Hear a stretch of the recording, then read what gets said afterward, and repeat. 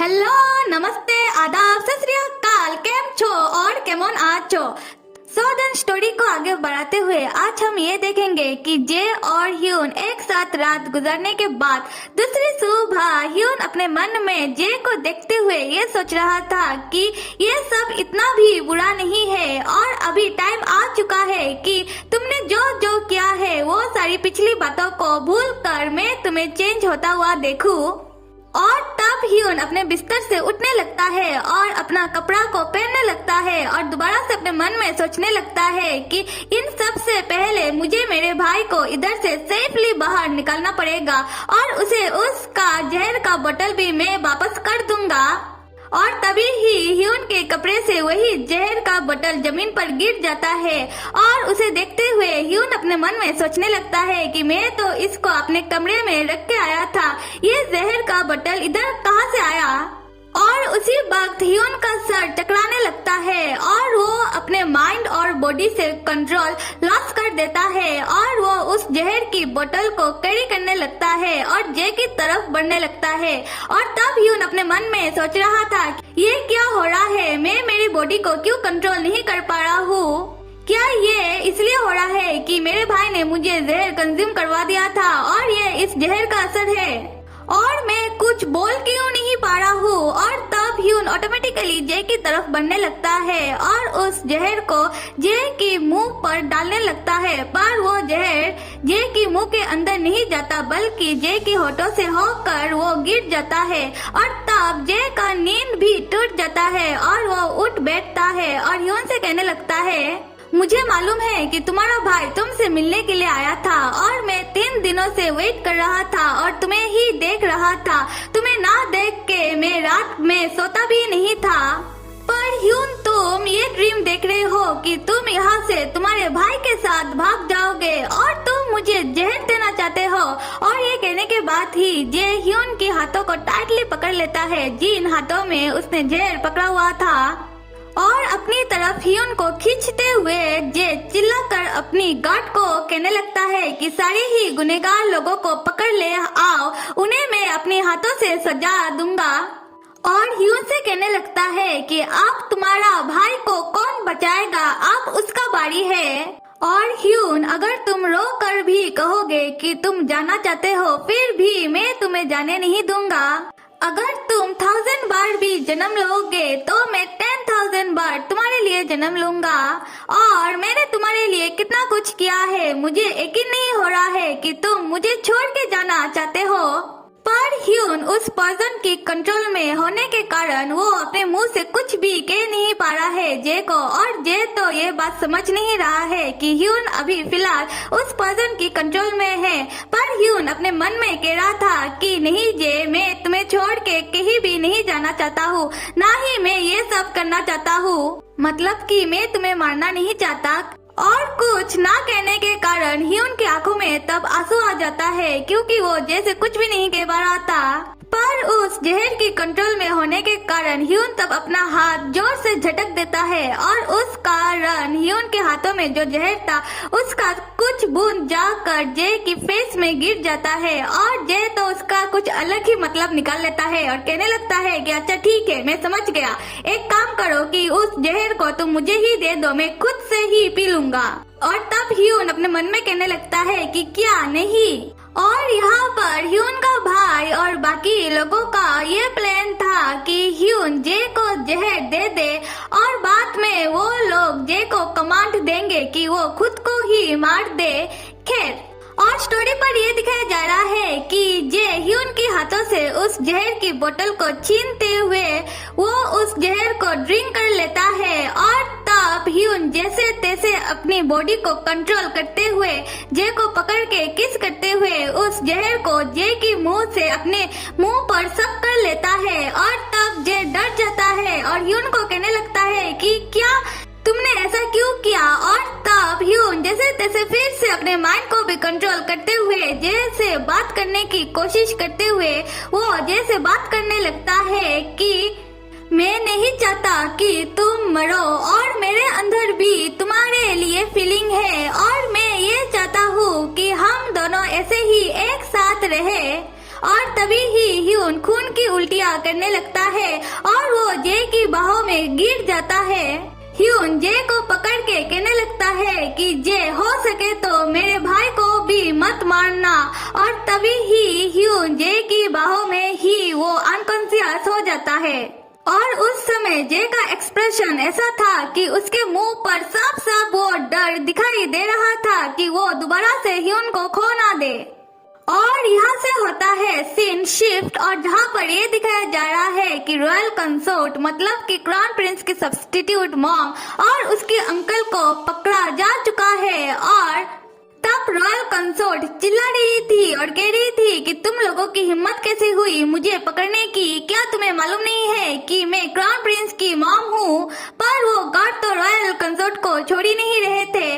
तब royal consort अपने uncle से पूछ रही थी कि अंकल ऐसा कैसे हो गया, प्लान कैसे फ्लॉप हो गया, और वो बंदा किधर गया जिसने कहा था कि वो जे को अपने हाथों से मारेगा।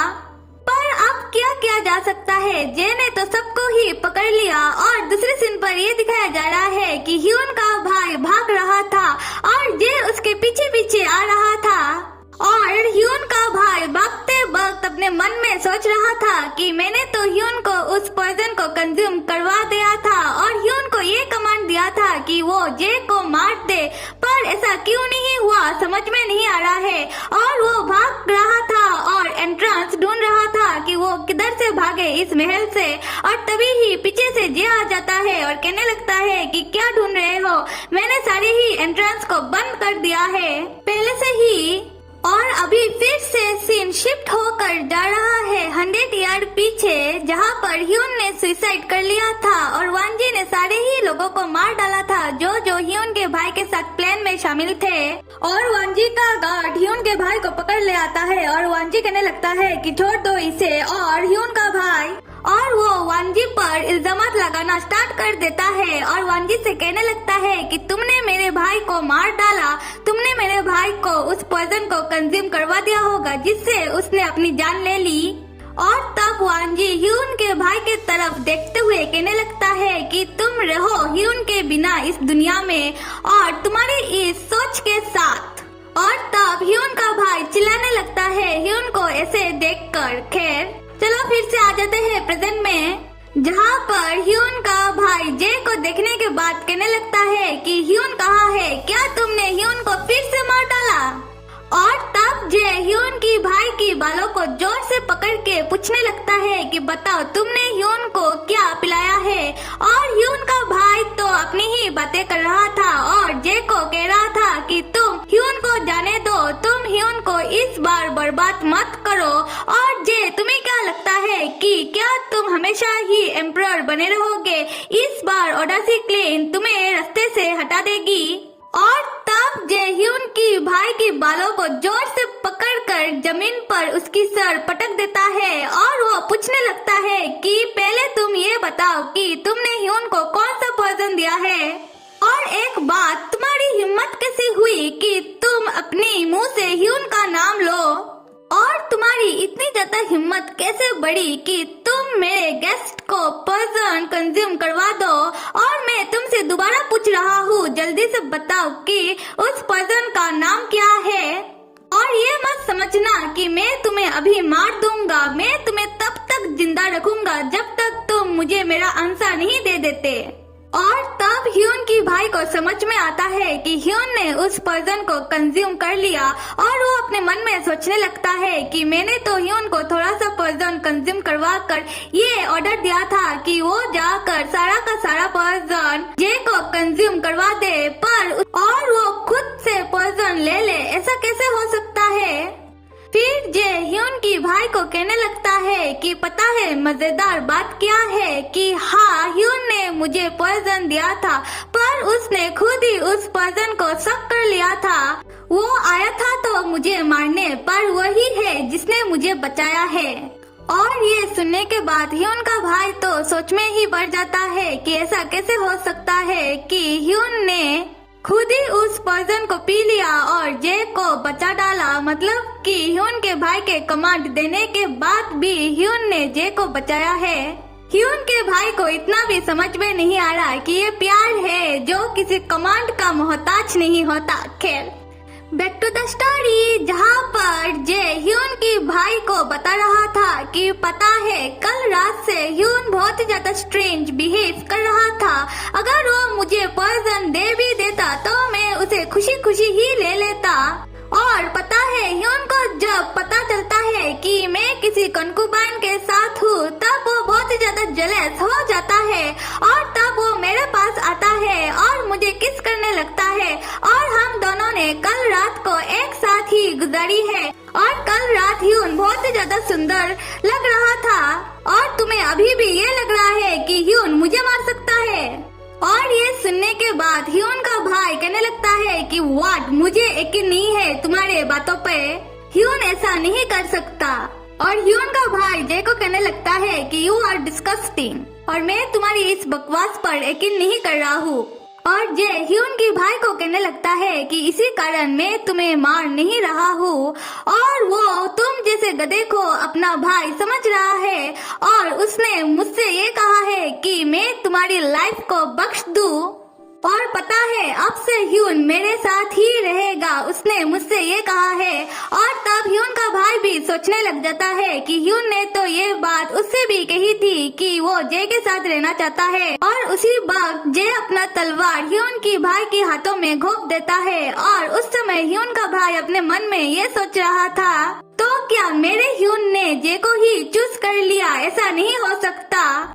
और ये सोचते हुए ह्यून का भाई जे की तलवार को अपने हाथ से निकालते हुए अपने अंदर घोंप देता है। और ये देखने के बाद जे तो शॉक। और मरते वक्त ह्यून का भाई जे को ये भी कह रहा था कि जहर का नाम क्या है, उसने जे को बता दिया। और फिर वो कहने लगता है कि अगर मैं मर गया तो ह्यून भी नहीं बचेगा, वो भी जरूर मरेगा। और इसका रीजन हम कुछ देर बाद ही जान जाएंगे। खैर, और मैं ह्यून को कभी भी तुम्हें नहीं दूंगा। और ये सुनने के बाद जे की तो सिट्टी पिट्टी ही गुल होगी और वो अपनी गार्ड को ऑर्डर देता है तब कि जाके ये पता लगाओ कि क्या है ये जहर और क्या है इसका एंटीडोट। और तब जे ह्यून की भाई से भी पूछ रहा था कि इसका एंटीडोट क्या है, पर वो तो बता ही नहीं रहा था। फिर जे उसकी गार्ड को फिर से ऑर्डर देता है कि ह्यून की भाई को जल्दी से बचाओ और जो भी इस प्लान में शामिल है बाकी लोगों को मार डालो। और तब लोगों को पकड़ पकड़ के मारा जा रहा था जो इस प्लान में शामिल थे। और छोटू सा क्राउन प्रिंस ये देखने के बाद तो वो डर ही जाता है और तब उसका दास आकर क्राउन प्रिंस को अपने महल के अंदर लेके चला जाता है। और सीन अभी थोड़ा शिफ्ट होकर ह्यून के कमरे तक जा रहा है जहाँ पर ह्यून उस जहर के कारण बहुत ही ज्यादा बीमार हो चुका है और वो बेहोश था। और तब जे अपने मन में अपने पिछले जन्म की बातों को सोच रहा था जिस समय ह्यून ड्रंक होकर पड़ा हुआ था और उसका हाथ एक ग्लास से कट गया था। तब वांजी आके ह्यून से कहने लगता है कि तुम्हें दर्द होगा। और तब ह्यून वांजी से कहने लगता है कि ये बात तुम कह रहे हो जो मुझे सबसे ज्यादा दर्द देता है। और ये सारी बातें अपने मन में सोचते हुए जे ह्यून से कहने लगता है कि ह्यून क्या तुम मुझे एक चांस नहीं दोगे? और उसी वक्त एक सज्जन व्यक्ति आते हैं जिन्हें इस पॉइजन के बारे में मालूम था। और तब जे उनसे पूछने लगता है कि आपको क्या मालूम है इस पॉइजन के बारे में और क्या है ये पॉइजन? और तब वो सज्जन व्यक्ति जे को कहने लगता है कि ये पॉइजन एक बग से बना हुआ होता है जो लोगों को मैनिपुलेट करने के लिए यूज किया जाता है। और अगर कोई आदमी इस पॉइजन को कंज्यूम कर ले तो सिर्फ वो अपना ओनर का ही बात को मानता है और उसे खुद भी तब कुछ भी समझ में नहीं आता है कि वो क्या कर रहा है। और इन्होंने तो उस बग से बना हुआ पॉइजन को पूरा का पूरा ही ड्रिंक कर लिया और इसी कारण वो अपना आँख खोल नहीं पा रहे हैं और वो एक डीप स्लीप पर चले गए हैं। It's a kind of a coma. और इस पॉइजन को सिर्फ और सिर्फ उसका ओनर ही ठीक कर सकता है। और तब जे अपने मन में सोचने लगता है कि जब ह्यून के भाई ने खुद को ही जे की तलवार से स्टब कर दिया था तब उसने जे को ये बताया था। अगर ये जहर किसी के स्टमक के अंदर चला जाता है, वो तब तक डिसअपेयर नहीं होता जब तक उसका ओनर आकर उसको डिसअपेयर होने का ऑर्डर ना दे दे। और ये बात अपने मन में सोचते हुए जे कहने लगता है कि अगर ऐसा हुआ तो ह्यून तो मर जाएगा। तब वो उस सज्जन व्यक्ति से पूछने लगता है कि क्या कोई रास्ता है जिससे ह्यून को बचाया जा सकता है। तब वो सज्जन व्यक्ति जे को कहने लगता है कि एक रास्ता तो है, पर वो रास्ता डेंजरस हो सकता है। और जे पूछने लगता है कि क्या, और तब वो सज्जन व्यक्ति जे को कहने लगता है कि अगर इस बग के लिए एक नया ओनर क्रिएट किया जाए तो शायद ह्यून को बचाया जा सकता है और ह्यून की बॉडी से उस बग को डिसअपेयर किया जा सकता है, पर ऐसा करना थोड़ा डेंजरस हो सकता है। और तब जे पूछने लगता है कि नया ओनर कैसे क्रिएट किया जाए। और तब वो सज्जन व्यक्ति जे को कहने लगता है हमें उस बग से एक मेडिसिन तैयार करना पड़ेगा और उस मेडिसिन को किसी के अंदर डालना पड़ेगा और उसके ब्लड के साथ उस मेडिसिन को मिक्स करना पड़ेगा और फिर उस आदमी का ब्लड ह्यून को पिलाना पड़ेगा। पर ह्यून के अंदर जो बग है उसे उस आदमी का ब्लड को एक्सेप्ट करना पड़ेगा और अगर ऐसा नहीं हुआ तो वो बग भी मर सकता है और बग के साथ ह्यून भी मर सकता है और वो ओनर भी मर सकता है। तब और जे पूछने लगता है कि अगर एक्सेप्ट कर ले, तब वो बताने लगता है कि अगर एक्सेप्ट कर ले तो वो ओनर भी बच जाएगा और ह्यून भी बच जाएगा और उस बग को भी डिसअपेयर किया जा सकता है ओनर के जरिए। और तब ये सुनते ही जे कहने लगता है कि तो फिर ठीक है, मेडिसिन तैयार किया जाए और मेरे पे उसको ट्राई किया जाए। उस मेडिसिन को मेरे ही ब्लड के साथ मिक्स किया जाए और मैं ही बनूंगा अब उस बग का ओनर और ह्यून को बचाऊंगा। और ये सुनते ही जे का अनुज कहने लगता है कि योर हाईनेस, ये रिक्सी है, पर अब जे कहा मानने वाला है, उसे तो ह्यून को बचाना है। और तब जे अपने अनुज से ऐसा डायलॉग कहता है जैसे कि मरेंगे तो एक साथ और जिएंगे तो एक साथ, समथिंग लाइक दैट। ये लोग समझ नहीं रहे हैं ये प्यार है और रिक्स को देखने के बाद जो पीछे हट जाए वो प्यार ही क्या। पहले ह्यून ने अपना प्यार जे के लिए दिखाया है और अब जे दिखा रहा है अपना प्यार ह्यून के लिए। खैर मैं सोच रही हूँ कि मैं लव ग्रुप बन जाती हूँ, क्या कहते हो? So then next to the story, जहाँ पर वो मेडिसिन तैयार हो चुका है और जे के खुद पर ट्राई कर चुका है और अब वो अपना हाथ काट कर अपना खून ह्यून को पिला रहा था, क्योंकि जे के पास ज्यादा वक्त नहीं है ह्यून को ठीक करने के लिए, कुछ ही दिन का टाइम है। इसलिए जे ह्यून को शिद्दत से ठीक करने की कोशिश कर रहा था और जे ह्यून से कह रहा था कि तुम अभी मुझे छोड़कर नहीं जा पाओगे क्योंकि हम दोनों एक साथ बन चुके हैं। जे जो अपना खून ह्यून को पिला रहा था उसके कारण। फिर जे ह्यून को कहने लगता है कि ह्यून और कब तक अपना आंखें खोलो। और ऐसे करते करते कुछ दिन बीत जाते हैं और ह्यून अपना आंखें फाइनली ओपन कर लेता है और वो जागने के बाद कहने लगता है कि मैं जिंदा हूँ। तब वो अपने सामने क्राउन प्रिंस को सोया हुआ पाता है और जे को भी। फिर ह्यून देखता है कि वो छोटी सी बच्ची और अनुज भी ह्यून के कमरे में ही सो रहे थे और वो लोग ह्यून का ठीक होने का इंतजार कर रहे थे। फिर जे भी जाग जाता है और ह्यून को अपने सामने ठीक ठाक देखकर वो खुशी से जाके ह्यून को अपने गले से लगा लेता है और ह्यून कहने लगता है जैसे कि शोर मत करो, सारे ही लोग सो रहे हैं। और यहाँ से फिर से सीन शिफ्ट हो रहा है और जहाँ पर ये दिखाया जा रहा है कि जे ने ह्यून की भाई को भी बचा लिया था और उसने ह्यून की भाई को काल कोठरी में डाल दिया था और वो बहुत दिनों तक काल कोठरी में ही था। और बैकग्राउंड में ह्यून कहने लगता है कि जे ने सारे ही लोगों को मार डाला था जो मेरे भाई के साथ प्लान में शामिल थे, पर उसने मेरे भाई को नहीं मारा था क्योंकि मैंने उसे ये कहा था कि वो मेरे भाई को बख्श दे। और मैं और मेरा भाई कभी भी दोबारा नहीं मिले हैं उस दिन से और मेरा भाई काल कोठरी से बाहर भी निकल चुका है। और देखा जाए तो ये अच्छी ही बात है कि हम कभी भी नहीं मिले हैं। और उसी वक्त छोटू सा क्राउन प्रिंस आता है अपनी जोक फैमिली के गेस्ट से मिलने के लिए। मतलब फिलहाल तो वो उसकी मॉम से मिलने के लिए आया है। और ह्यून क्राउन प्रिंस को देखते ही कहने लगता है कि क्या तुम मुझसे मिलने के लिए आया हो? और क्राउन प्रिंस कहने लगता है कि हाँ, मैं आपसे मिलने के लिए आया हूँ और मैं आपको ही ढूंढ रहा था और मुझे पता चला कि आप यहाँ हो, क्योंकि ह्यून तब गार्डन में बैठा हुआ था। और ह्यून जिस पोजीशन पर बैठा हुआ था, क्राउन प्रिंस भी ह्यून के पास आकर सेम पोजीशन पर बैठ जाता है और ह्यून की नकल करने लगता है, जैसा कि कोई बच्चा अपनी मॉम की करता है। और तभी ही जे महाशय का एंट्री होता है और वो आते ही क्राउन प्रिंस से कहने लगते हैं कि तुम यहाँ आ गए हो। जैसे ही मेरी आँख तुमसे थोड़ी हटी तो तुम यहाँ भाग के आ गए हो ह्यून के पास। और मैंने तुम्हें कहा था ना कि बैग पे रहने के लिए, और तुम यहाँ ह्यून को परेशान करने के लिए आ गए हो। मैंने तुम्हें कितनी बार मना किया है कि ह्यून को परेशान करने के लिए यहाँ मत आओ।